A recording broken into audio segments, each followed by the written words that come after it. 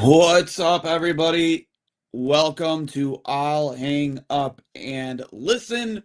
Brought to you, of course, by Fatty Beer Company, Western New York's premier market and tap room with over 300 beers to choose from at 7 different West New York locations. If you need a beer, get over to Fatty Beer. Let them know we over here at Two Goalies One Mike sent you. Trying to drown your sorrows tonight after that very ugly Sabres loss. They dropped a deuce in game two. In-game deuce. Pun intended, I guess. Losing, it was a 5-1 final. Just not a great showing at all from the Buffalo Sabres. Seems like only maybe a small handful of players even decided to show up tonight. And so you're looking for somewhere to just vent a little bit, talk to a fellow Sabres fan about tonight's game, have a cold one. No better place to do it than Fatty Beer. Shout out to our other sponsors at Extreme Discount Mattress, with Western New York's finest selection of mattresses and adjustable beds, featuring the cool gel memory foam, two-sided mattress, tele-latex, organic mattress, Chatham Wells, and of course Scott Living, all for 1/3 to half the supposed sale prices anywhere. Stop into their 7 locations across Western New York, or check out their website, which is extrememattress.com. That is extreme with an X. If you're looking for more savings, check out the new closeout center at 1625 Walden Avenue in Cheektowaga, up to 80% off their already low prices. Save a fortune on one-of-a-kinds, closeouts, and floor samples. Get a quality mattress for literally pennies on the dollar. Extreme Discount Mattress. We sell mattresses for less, a lot less. And remember, if you mention you're a fan of Two Goalies One Mike, get yourself a free mattress protector with any purchase of a mattress from Extreme Discount Mattress. So make sure you mention you're a fan of the show. Get yourself a free mattress protector with the purchase of a mattress. So Sabres again lay a huge deuce in game two, losing 5-1. I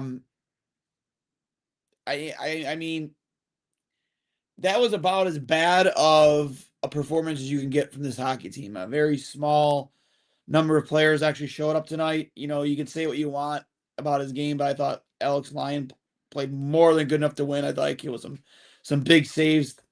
A lot of people point to that first goal, but there was a nice little tip on the new hit goal.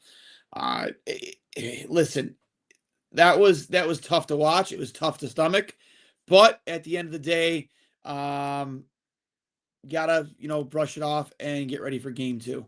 Again, not a great showing. I mean, I like Benson was easily their best forward tonight. I thought Jordan Greenway was fine.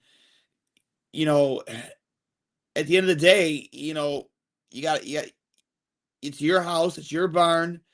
The energy's high. Yeah, the Montreal fans tend to show up, and sure, I mean they do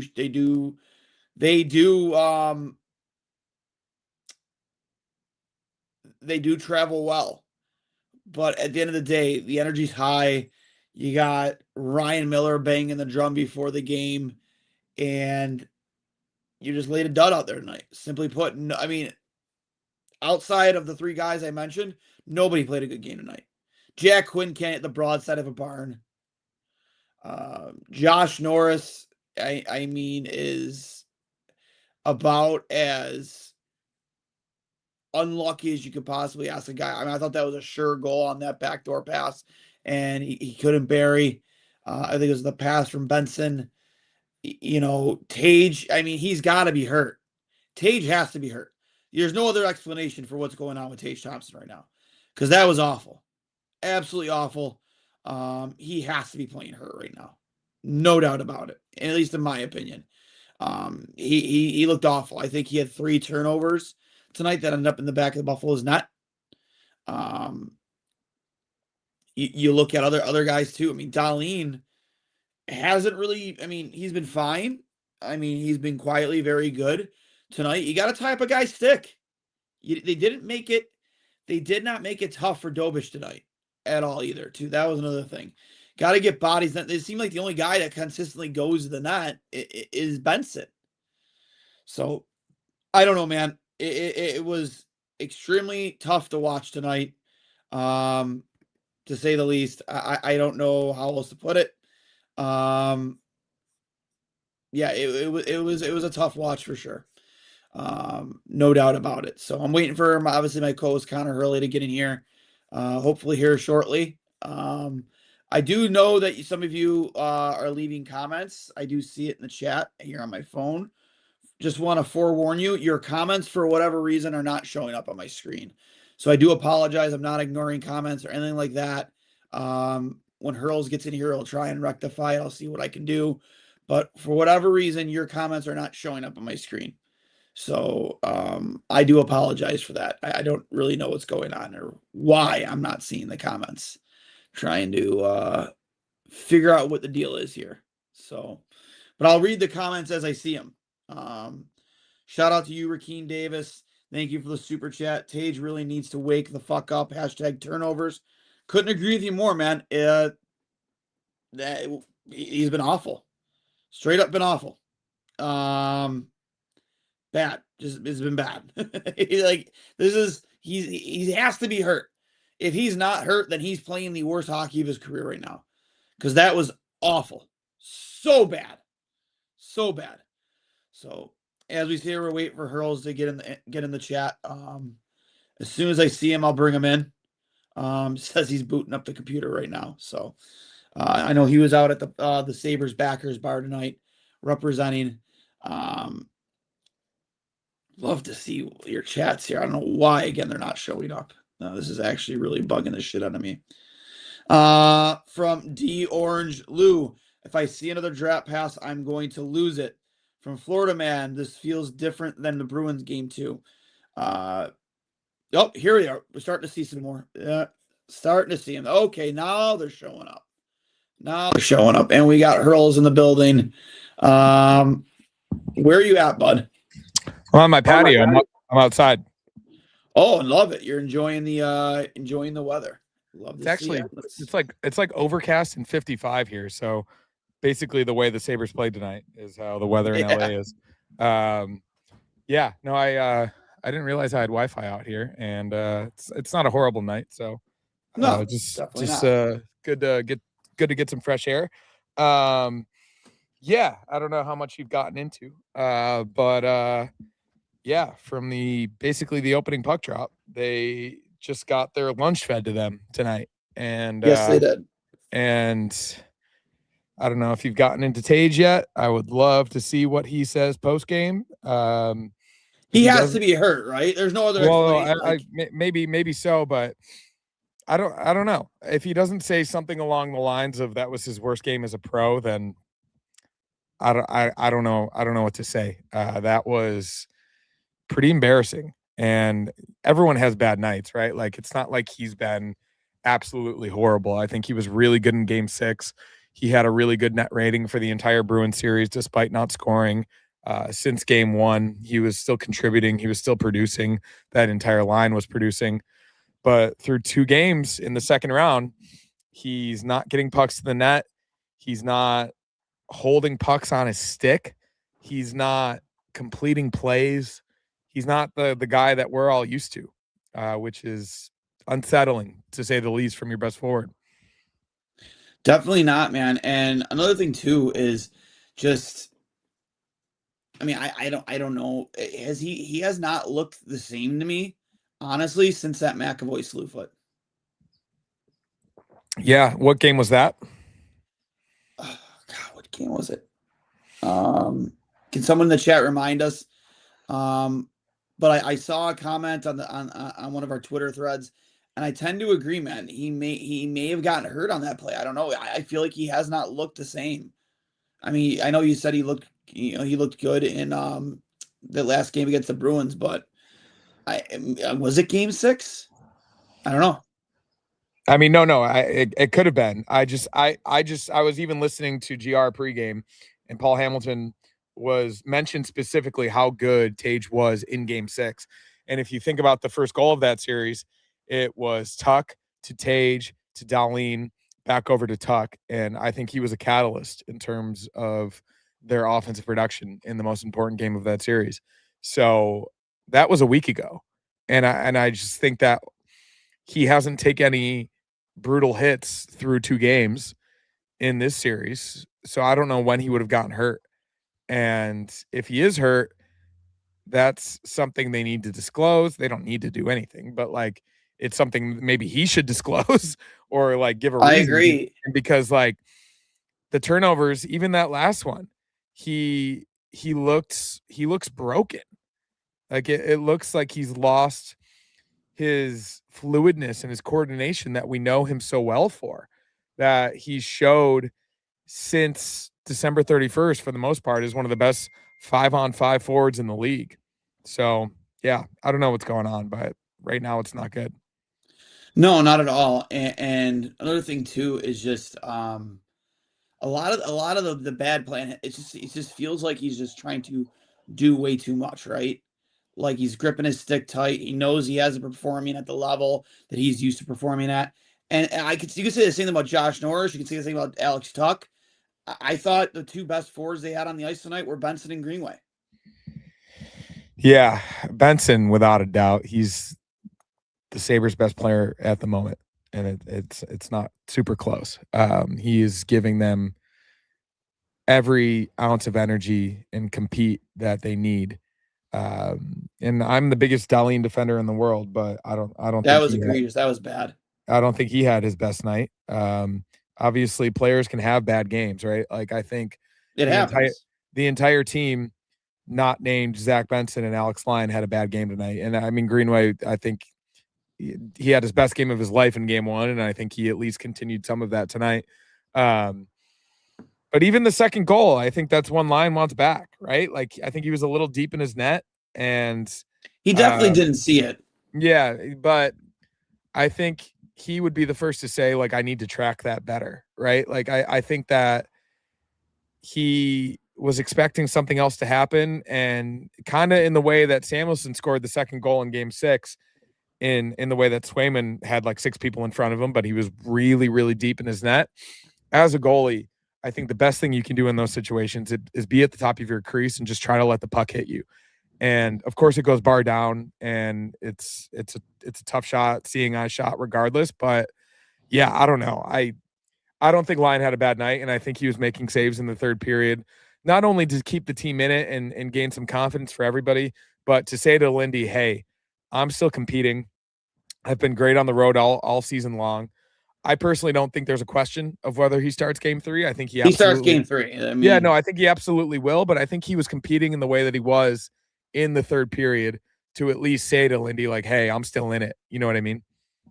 yeah, I mean that one save he had where he pushed way out of his paint. That was a big stop. Even like paddle down. Yeah, to me it's no question. I mean Dobish had an awful game in game 1. And he was great, and he was great tonight.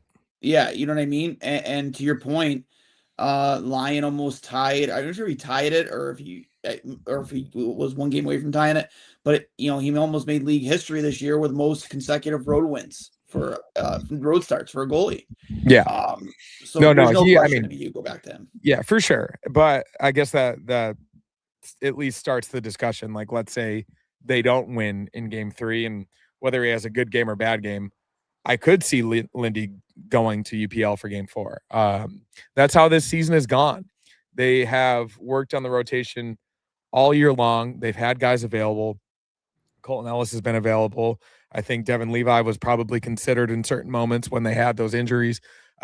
They've really thrived off the rotation.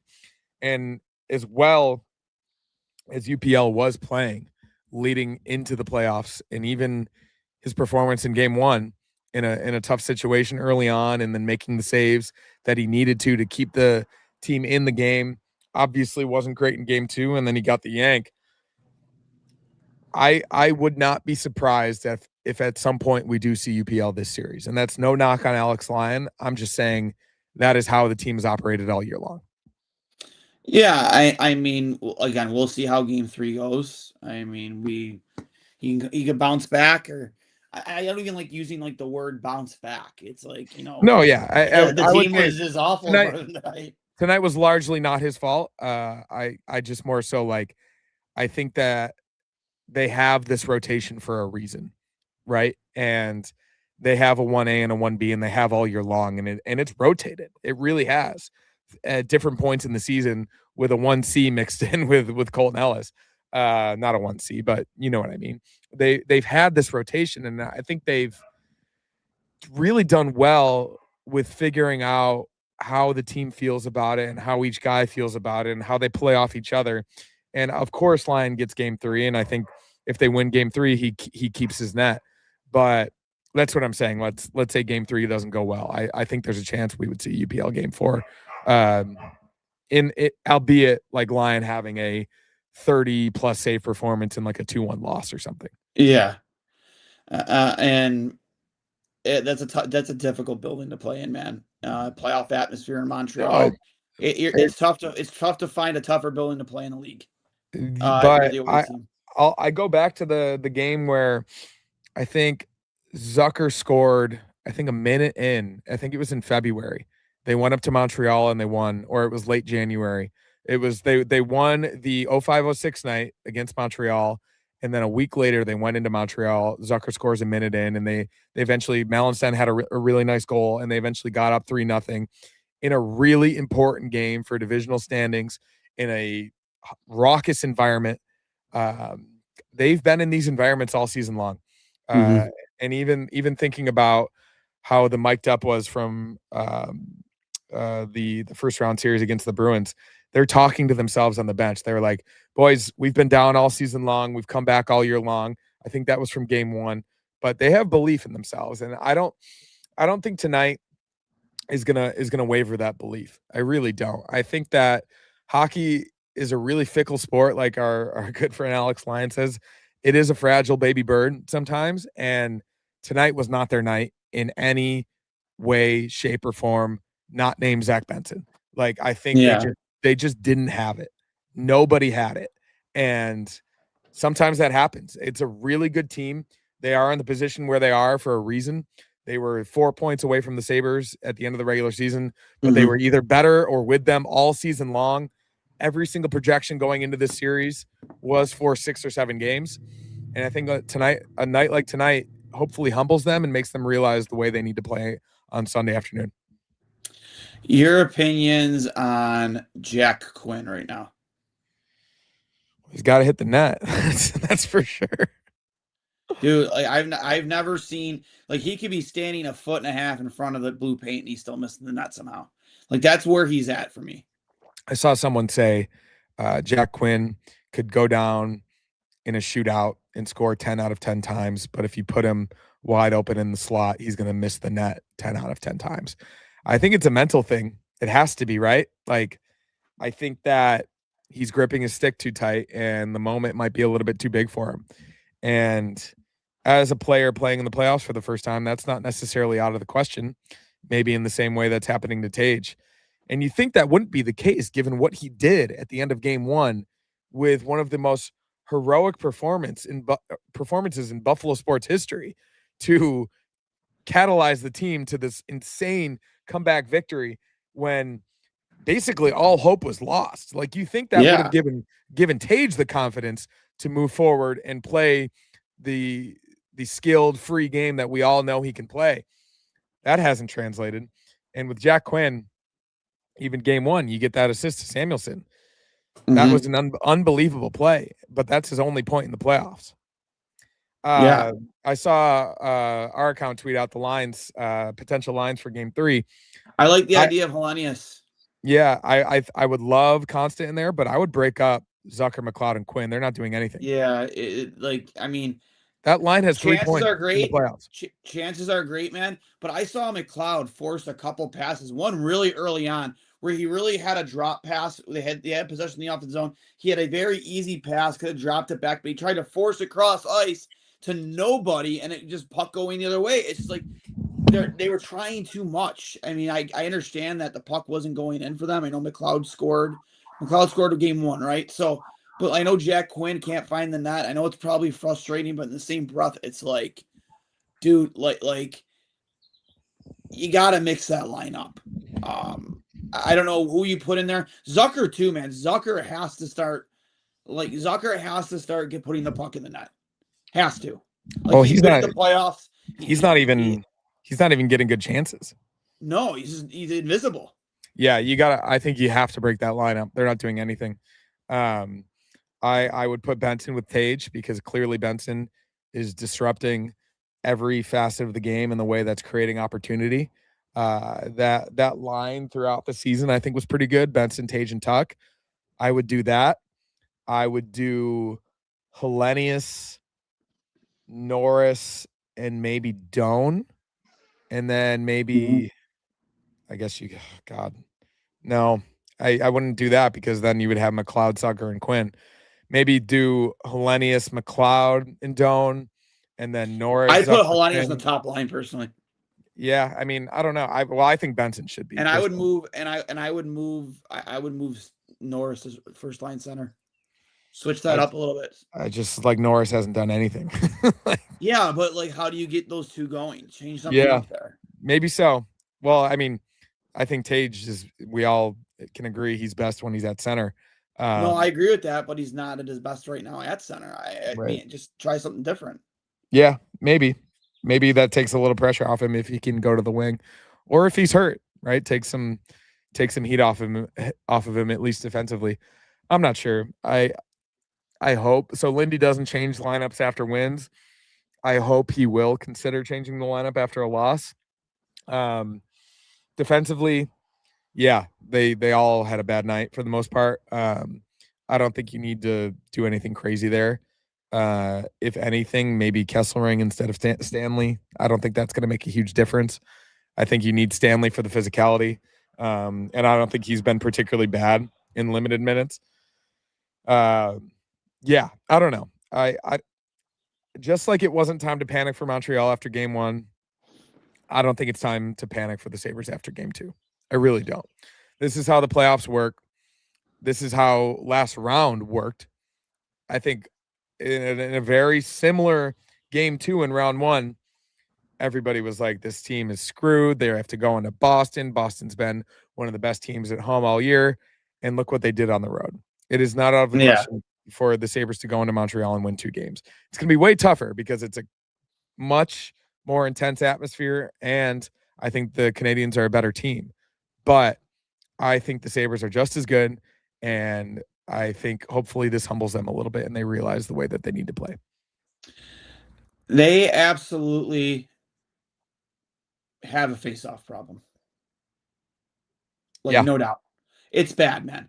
I think the number was like they lost face-off battle in just the first period alone. Was in favor of Montreal, like 15-5 or 15-6. Like, it's bad, man. It's so bad. And, you know, maybe the one goal directly off losing a face-off for sure, the Matheson goal. But there's another goal that, you know, if you win a face-off, it doesn't happen. And anyone who says face-offs aren't important, I mean, they've never played hockey before to understand how possession works, especially in the defensive zone. But it's become a huge problem for them. Makes me think in the way that Lindy said that Sam Carrick was ready to play tonight, he's probably going to play game 3. Has to. Yeah. Like he has to. Well, yeah, if he was ready, or he's definitely not 100%. But if you want to get a guy in to jump the lineup a little bit, and a guy that he wasn't incredible at faceoffs, but he was your best faceoff guy for a little bit, or at least has a better career percentage. Yeah, I would say Carrick is at least in for Tyson Kozak, and then hopefully they can switch up the chemistry a little bit in the top 9, as we call it, which has been their top 9 for most of the season. I really, really hope that we do not see McLeod, Zucker, and Quinn in game 3. If that line has a total of 3 points through 8 playoff games, something's wrong. Yeah, it's bad, man. It's bad. There's just no cohesiveness, no chemistry, just no finishing ability. I mean, McLeod's only goal of the playoffs, I think he has 1 goal, right? I think he scored once, maybe twice, but it came on the power play. So for me, that's a line. Where are you putting McLeod in that situation? I think McLeod's a great player. I just think he's not getting the right opportunity right now. Like I wouldn't mind McLeod as Yeah, maybe a third line center, but just giving him new line mates. Like, I think Doan is fine on the third line because those three lines play basically equal minutes. But giving McLeod a guy like Doan, giving McLeod a guy like Constantinius, like something to jumpstart his ability, not only with his speed, but his playmaking ability. He's clearly not the best goal scorer in the world, but given the right opportunity, I think he can bury. It's just currently not working with Zucker and Quinn, who both are not at their best right now. And I also think guys like Jason Zucker and Jack Quinn could finish on their opportunities with different line mates and different opportunities from different people. It's just that combination is clearly not working right now. And just like the way that Tage is pressing, I think they're trying to force the issue rather than like, hey, let's just switch this up and try something new. Yeah, and I like the suggestion from Jason, Zucker, McLeod, Tuck, because Tuck for the most part has been pretty consistent, but he was a -3 tonight. That's a guy like your top performers just aren't being your top performers, and I don't know, man. Maybe shaking things up. I mean, did they have that Zucker, McLeod, Tuck? They've played together before, correct? I don't remember it off the top of my head, but there's probably a chance. I was just looking up to see if Tage spoke yet. It's only rough at the moment. I'm hearing that Paul Hamilton already asked him if he's hurt. Oh, interesting. Well, Ruff said that Tage is frustrated. He was really trying to press, and sometimes when you press, says it didn't get any better for him. We're all in this together at 1-1 right now. Says they're in the same spot they were in the first series, which we just spoke about. Shout out to my buddy Eric over at the LA Sabres backers. He said that in the third period, he was like, he's pressing. Tage is pressing right now. He is trying to replicate what he did at the end of game 1 in the first round. He is capable of those heroics, but in the wrong situation, that might not just be possible. And currently it's just not working. Yeah, and another point here from Alex, the Krebs Tage Tuck line has been worse this series than the third line. I tend to agree. Well, hard not to. Well, I mean, like Benson, Norris, Doan has been the best line, right? Well, I know, but like a line with Tage and Tuck on it, like they need to be your best line every night. They just need to be. And my suggestion is you put Benson on that line. Like I think that there's been success there with that line. They've done well in the past. Maybe Hellenius on that line then with Doan and yeah, exactly. Because like Hellenius like has a similar jump, similar skill. Not the same player as Benson, obviously, but Benson's your best player at the moment. I think we can all agree with that. So why not put him back on the top line, give him those top line minutes, give him the opportunity to win battles, create turnovers, create opportunities for Tage, create opportunities for Tuck, and get the team into the best position possible on that top line. I would even put him on the first power play unit. He's wrecking every area of the ice at the moment. Look at that goal that he scored. He made Montreal. Dude, they was just a dog. He made Montreal turn the puck over 3 times in like less than 15 seconds. Like he's playing on God mode right now. And he deserves as many minutes as possible. And that includes the first power play unit. Yep. 100%. And just because Jason Zucker had the most power play goals all season long doesn't mean he deserves to be on the first power play unit if he doesn't have it right now, which he doesn't. One good question too is if you are putting Hellenius in and Carrick in next game, obviously Kozak is one of the guys sitting, but who's the other? Quinn? I think so, right?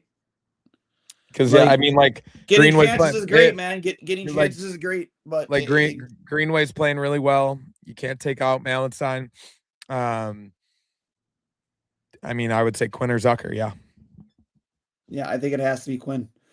I don't think it's Zucker, man, because he's a player that I'm confident will work his way through it. You know what I mean? You know, he's been in the league enough. He's played with, he's played with guys like Malkin and Crosby and the guys he played with, when he was in Minnesota. Like he's been on playoff runs before, so I'm very confident he'll find a way to work through it. Quinn, on the other hand, man, like this is the book on him. It just is. If he's when he's scoring, he scores in bunches.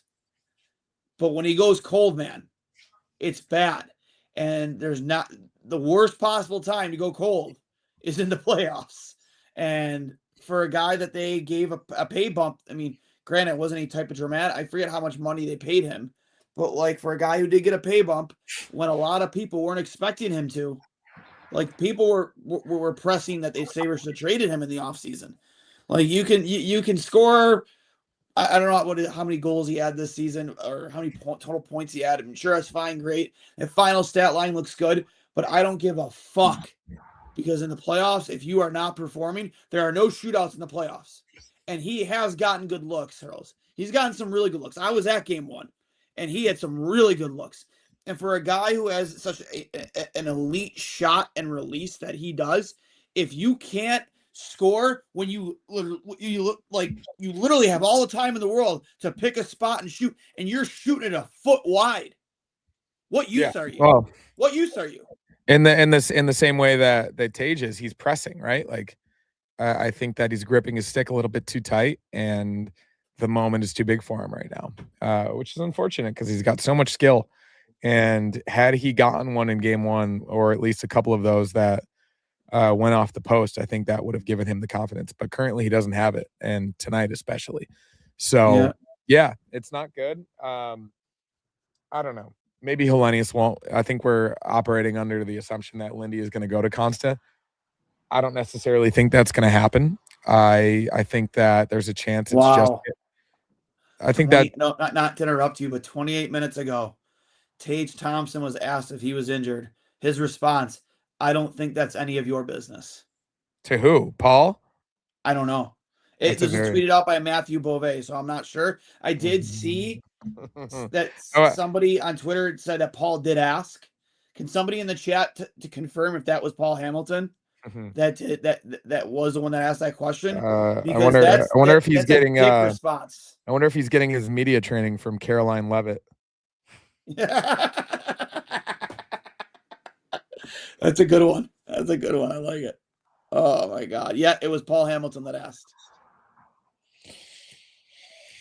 I don't love it. I don't love it. I really that's not the attitude you should have as after your worst game as a pro. I'm actually tweeting something very similar. Could be considered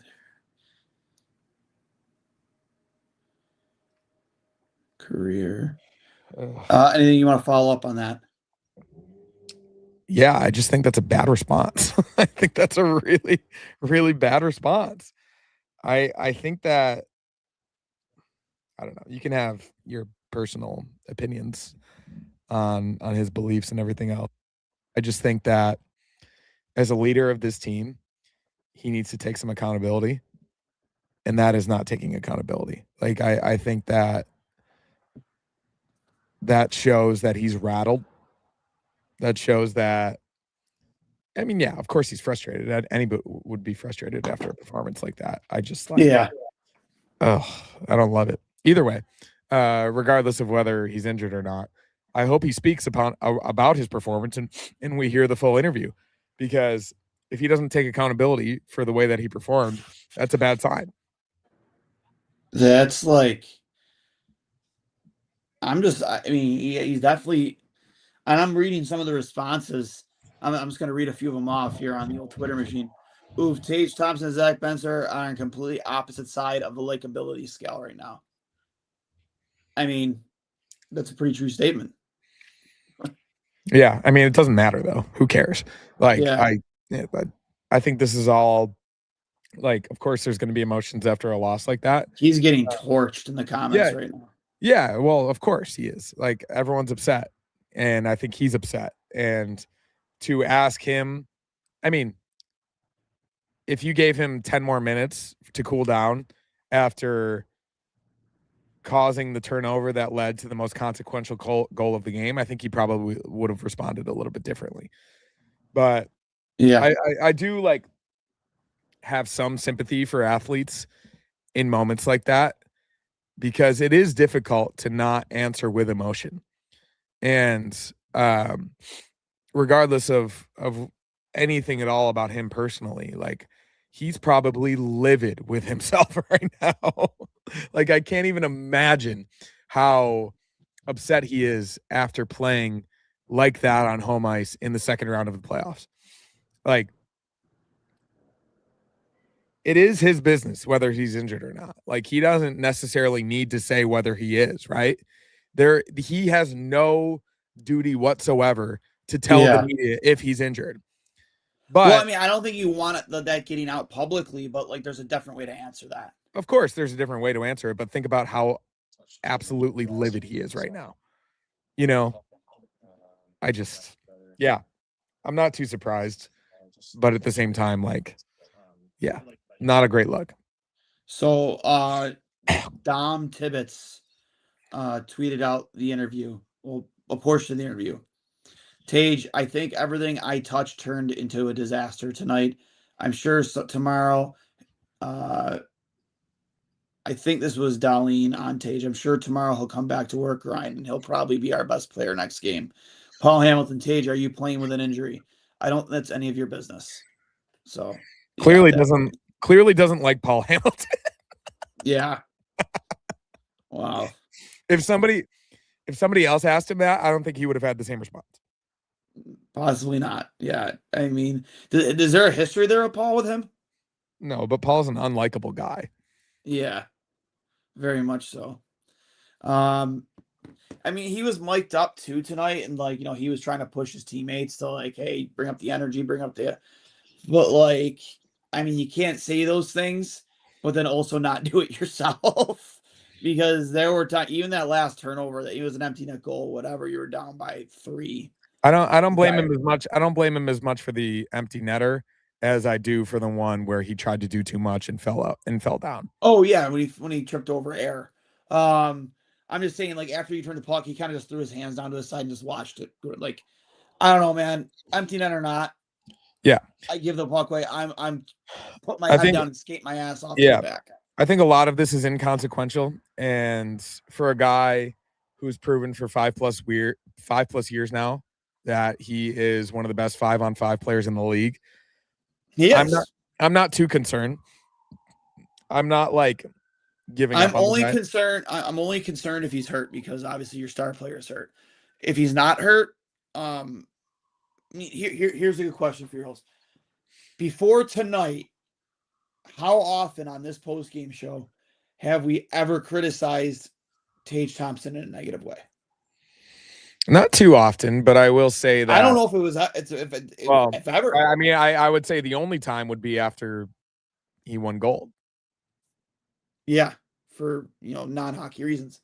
Exactly, and I think like that answer, whether that's Paul Hamilton related or not, there is something to be said about his personality and his demeanor in certain situations. I think there is a cockiness. There is an aura of I'm better than you. And I think that after a performance like that, I get like not wanting to disclose whether he's injured or not, especially to Paul Hamilton. Yeah. But I think that, like you said, there's a better way to handle that. And yeah, but I will I'll give him the grace. I'll give him the grace though of him being fucking pissed right now. And like having a mic in his face 10 minutes after the worst game of his career in one of the biggest games of his life, and somebody asking if he was hurt. Like I probably would tell the guy to fuck off too. Well, yeah, and another thing too here is where I just saw it. Like, I don't know, like if I'm Tage on situation, like I would probably. I mean, again, to your point earlier, 10 minutes later, cooling down, maybe he has more time to think about it. He's gassed, he's tired, he just got done with the game. Maybe you go. I mean, my response is, hey, everybody's hurt. Everybody, find a guy on this team that's not dealing with something right now. Find a team on Montreal that's not dealing with something right now. You know what I mean? Like, playing hurt, and you could answer it like that and still show accountability, but also not answer the question and say, hey, like, I'm not going to say that I'm hurt, but to respond to your question, who playing on either team isn't dealing with something right now after an 82 game season. Yeah, he's definitely banged up, right? Like everybody's banged up. Yeah, it's the NHL playoffs. I think he was probably insulted by the question. Who was it? It was our buddy Mike. He's insulted because it was just like, you played so bad tonight, you must be hurt, right? Yeah, literally, it's pretty much like what it was. So, like, I get that it's called. That's like, I do understand it to a point, but as a captain of the team, there's a better way to answer it. 100%, man. I'm trying to like, think you what suck else. so much, you have to be hurt. Wait, dude, there's no other way to get around it. And Paul Hamilton's like, I played college. You have to be hurt. Paul Hamilton's like, I played college hockey. Like, I would know. You know, I played for Iowa. I played for Iowa. All right, guys. I'm an Iowa alumni. D1. Don't swear though. Don't swear. Don't swear. Can't even say that. I remember I got blocked. I'm an OG blocked by Paul Hamilton guy. I remember I got blocked. We were having a disagreement about Victor Antipin, and I wasn't like, we were talking intense, like he was sitting like every game, and I wasn't trying to make a case like, oh, he's such a good defense. It's like, they didn't really give him a fair shake, given they didn't have a single Russian player on the team. There's no Russian, like, who's there? I essentially said, like, who is there to help him? Because you have nothing but American and Canadian and Swedes on this team. There's no other Russian players. He came from a different style of hockey. Like, that language barrier, that culture barrier has to be tough. And I said the word hell. I was told to watch my language, and the next thing I know, I'm blocked. Yeah, I wasn't even like trying to say, "Oh, Victor." I tweeted a GIF of Bryan Cranston saying "fuck." I remember that. Told me to watch my language, and I was just like, "No." He told me, "Please watch your language." I was like, "Paul, like, I didn't even say it." Yeah, it was. And now someone just made a comment. It was like, "Don't do an interview if you're in that mood. You have to. Like, sometimes you don't have a choice to do media after a game. Yeah, you just don't do it. No. But like, sometimes it's an obligation, especially when you're a captain. So, I see what you're saying. Yeah. Like you could have the worst game of your career, but you still have to do media. Yeah. Like, how many times in basketball, football? Look at Josh Allen after the Denver loss. Like, he was sobbing, and yeah, he was. He had to go to the podium. Like, Josh always faces the music, whether it's his best game or his worst game, and I'll give him credit because he's always polite, right? Like, and he doesn't divulge much because he's a very savvy, media trained type guy. But yeah, I mean, Paul caught Tage in a tough moment, and he probably got the quote he wanted. I didn't realize players get fined if they refuse to do the interviews. Yeah, 100%. Yeah, like, I thought that was only in football. I'm only here so I don't get fined. I don't think Tage is worried about getting fined, however much it is, and credit to him for still doing it.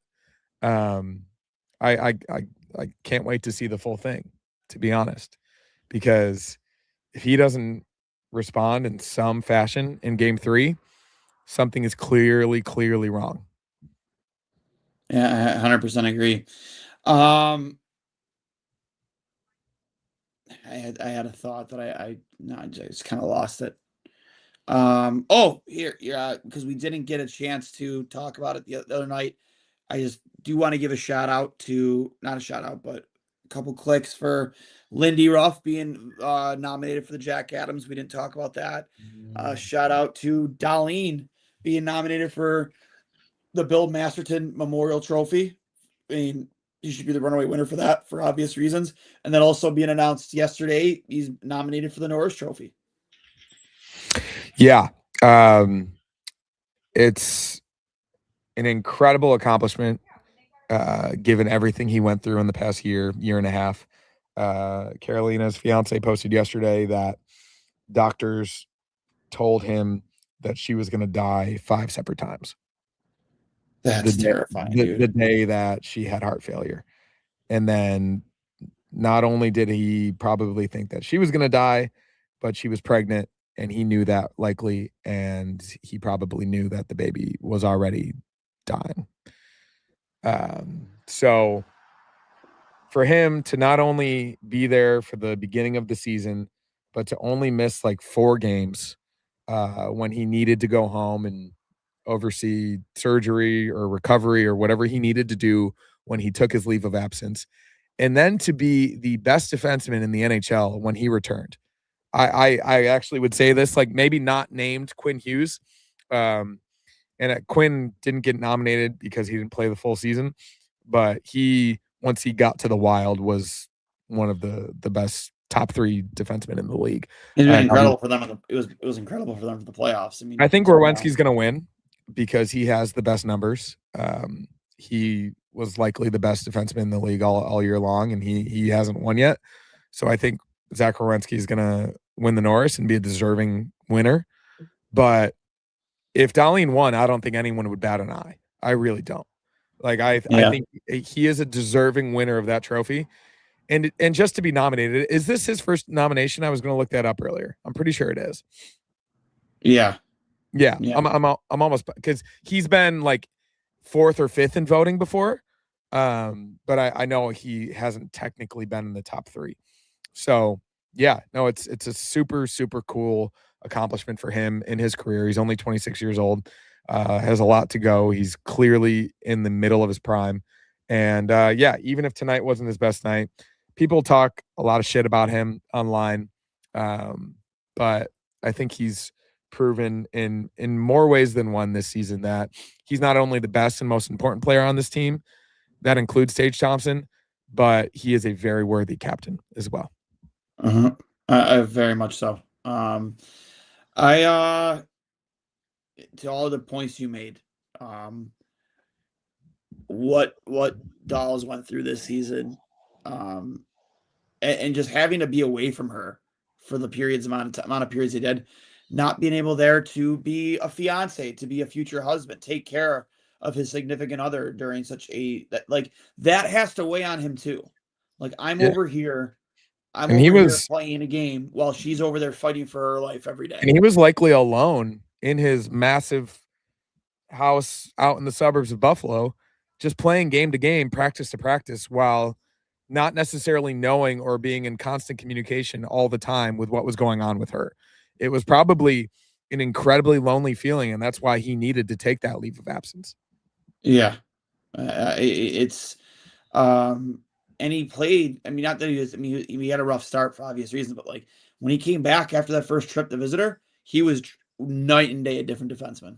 Yeah, and there's a reason he got nominated. Like, every single metric in the eye test also showed that he was likely the best defenseman in the league for the final 4 months of the season. And it wasn't particularly close. Like, once Quinn went to Minnesota, like, obviously, I think the top 3 defensemen in the league are Cale Makar, Quinn Hughes, and Dahlin.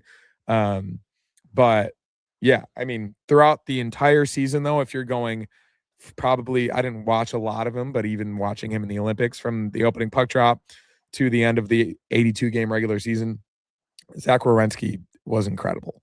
I saw the comparison of the ranks amongst defensemen in the 7 major categories earlier today, and he was top 5 or 6 in every single one.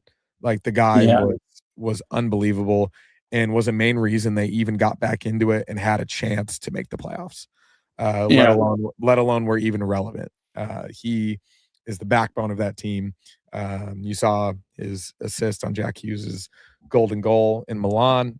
He is an unbelievable player, and I do think he's going to win. But I wouldn't be surprised if Dahlin got second. I really wouldn't, because as good as Makar is, I don't think he had his best season. No, and I don't even think Dahlin had his best season either. Which is crazy, because it was probably yeah, I mean, maybe not the best season of his career, but it was the best 4 months of his career once he got back.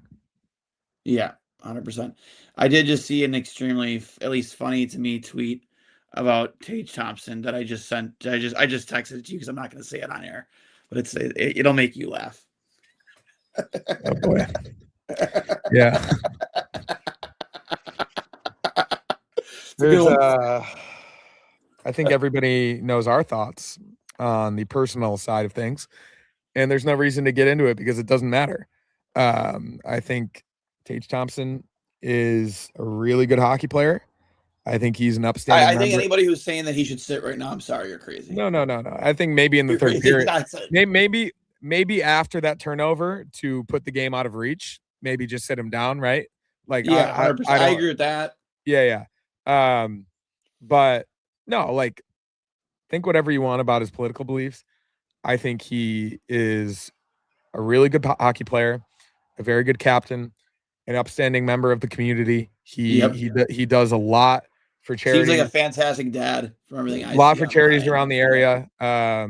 Seems to be a relatively good human being. I think he's a good guy. Yeah, I mean, yeah, we're not gonna get into I just like after a game like that, you're gonna see some tweets. I mean, I've had to hold back myself because like it's low hanging fruit, right? Yeah. Like I've been texting them in group chats. I don't know. It's just not worth it. Yeah. I guess Lindy gave a really lengthy response on Tage Thompson's performance tonight. This is from Matthew Beauvais. Pretty lengthy response from Lindy Ruff on Tage's rough night. Some defending, but also said, we all agree here. I'm not defending his game tonight. We all agree he needs to be better. So I'm interested to listen to that. But we're going to go to Inside the Locker Room, brought to you by Fatty Beer Company, Western New York's premier market and tap room. Let's see here. Okay, Ruff says Thompson is frustrated. He was really trying to press. Sometimes when you press, says it didn't get any better for him. We are all in this together. We're at 1-1 right now. Says they are in the same spot they were in the first series. Ruff says they really need to handle the puck better overall. Ruff on the power play said the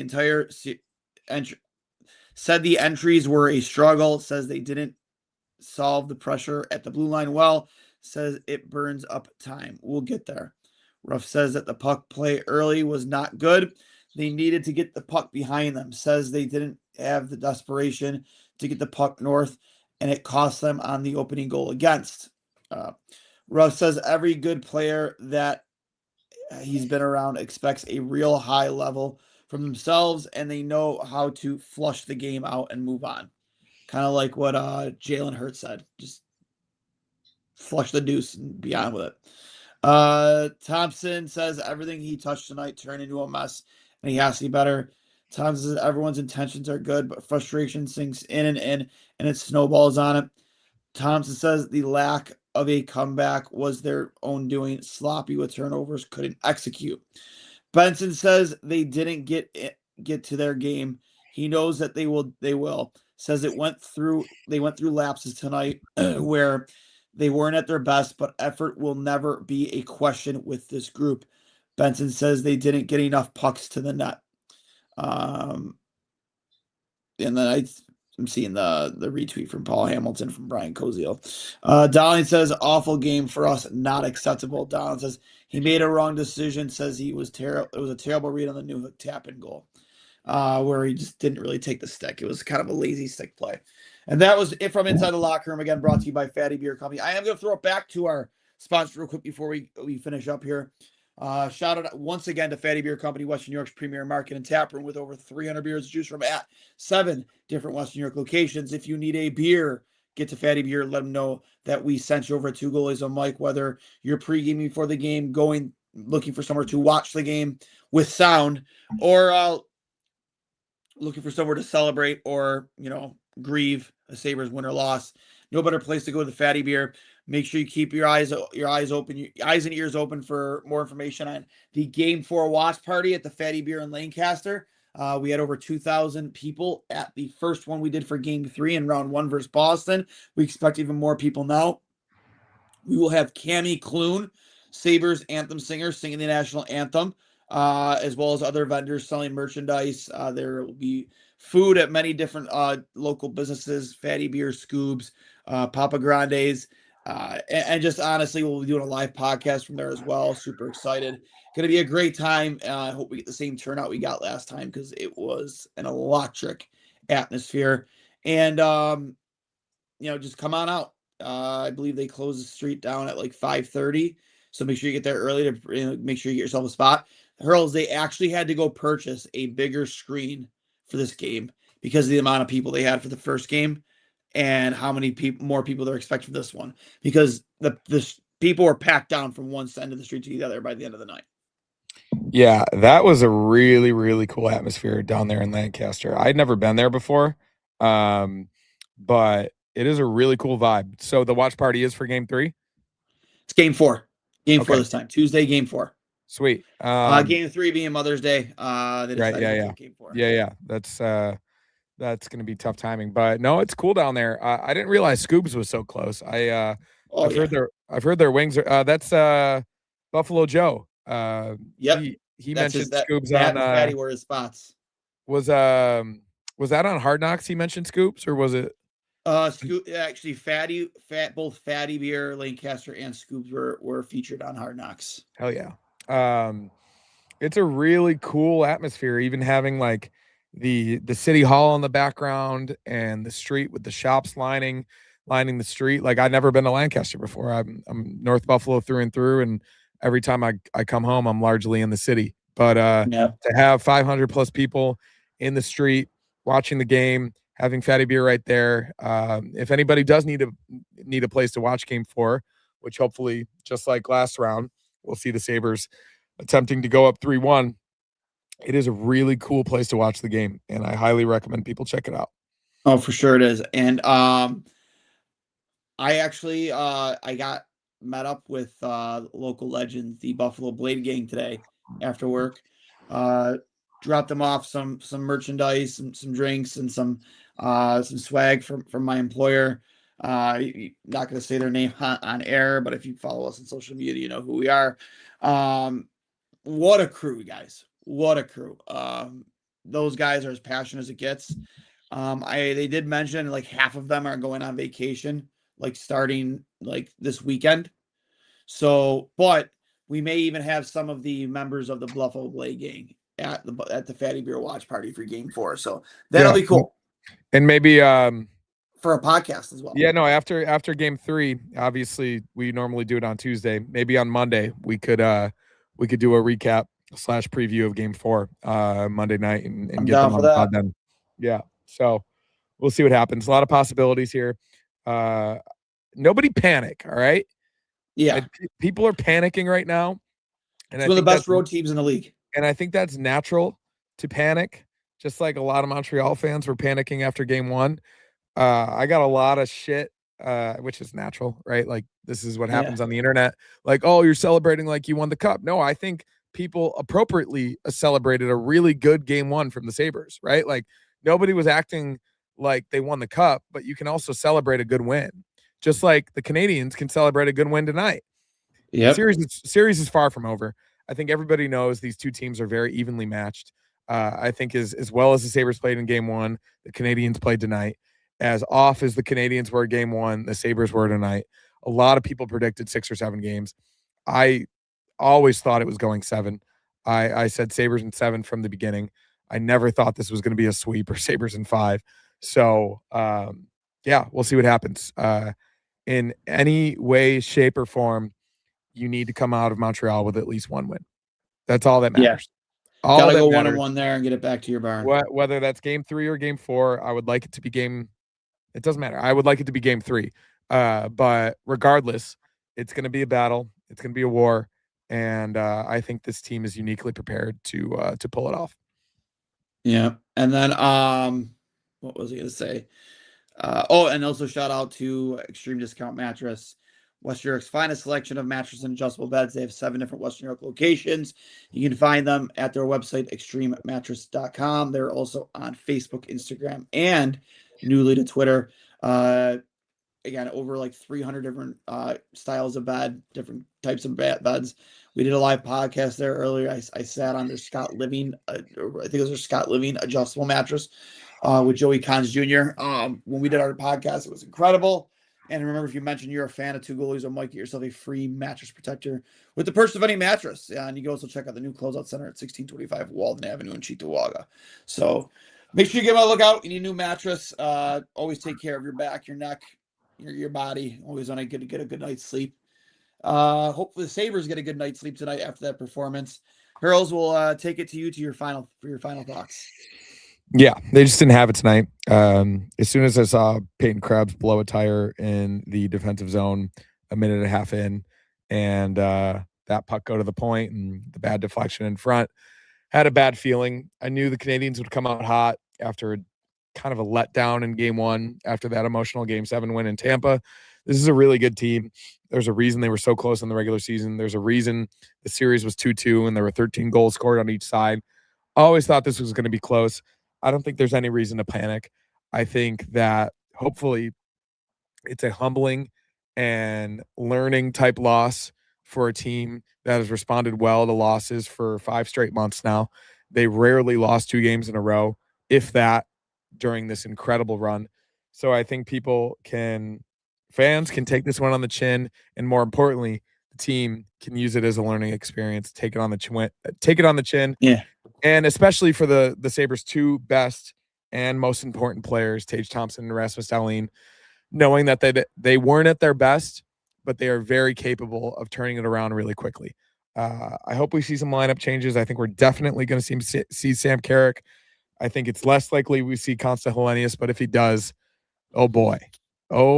All right, he's in your top 6 immediately, in my opinion. If 94 gets in the lineup, I think that's going to insert a Such a level of optimism and juice that the fan base and the team needs right now. I'm less optimistic about that, but I do think Carrick slots in. Lions in the net again. I think he's going to respond well. He's been good on the road all year. Yeah, Sunday's a huge game. Biggest game of the season, to say the least. It'd be great if they could win a game when these fan favorites bang the drum like Josh Allen and Ryan Miller. That's for sure. Yeah, well, I mean, the drum's the drum, right? Like people are saying, like, oh, the drum's the reason. Like the drum's not the reason. They got outplayed in every single facet of the game tonight. Yes, they did. You can have any superstition you want, but it's like I said earlier, it's a fickle sport. It's a fragile baby bird, and if you turn the puck over in your own end, or if you turn the puck over on the point, that leads to a 2-on-1. You're going to lose the game. 100%. I couldn't agree more. Actually, your thoughts on that little 2-minute long interview they did with Rob Gronk, where they literally talked over the entire Sabres power play. And for whatever reason, I don't know if they pre-planned this for that whole rough and rowdy thing, Biz versus Gronk, but where he essentially threw him under the bus for swiping right in Buffalo. Like, I don't know. I've got a lot of thoughts on Gronk. I guess it could be Trey White related. It could be best described with a tweet I sent out that we know whose fault this is, and it was a picture of Gronk in a Bruins jersey, Yep. Spiking a puck at center ice.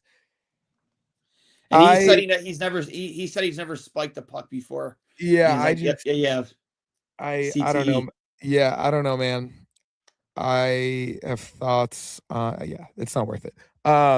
Good for him. I'm glad that he claims he's always been a Sabres fan and never come to a game again.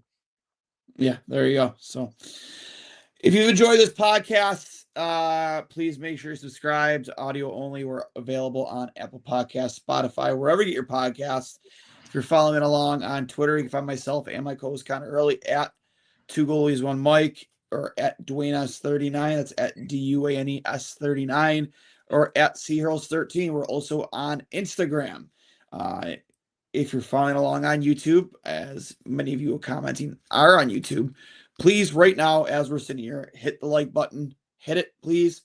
There's like 70 of you watching right now. Every one of you hit the like button right now. Thanks. Goes a long way for us. We appreciate it. So, and if you're not subscribed already, hit the little bell icon, subscribe, turn your notifications on so you know when we go live. Appreciate the hell out of all of you. We will see you for game 3 Sunday night. Was it 7 o'clock face off? Yeah. 4 o'clock Pacific time. So see you for a Mother's Day matchup. That'll be actually the anniversary of, ironically enough, the Matt Barnaby hat trick on Mother's Day versus Montreal of all teams. So maybe the Sabres got some magic up their sleeve. Maybe we can get a repeat. Maybe we can get like a Beck Malenstein hat trick. We're talking good guys. Let's talk Matt Barnaby.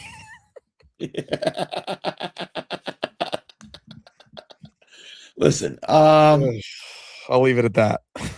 well, my thoughts on that are still the same. Beck Malenstein hat trick would be incredible. So I think a Beck Malenstein goal would give this fan base the life that we need right now. 100%, because the guy lays it all on the line every single minute he's out there. And shout out to my buddy Ed from work for hanging the Malentown banner tonight. He a couple clicks for you. Thanks, bud. We'll talk to you guys later. And as always, go Sabres.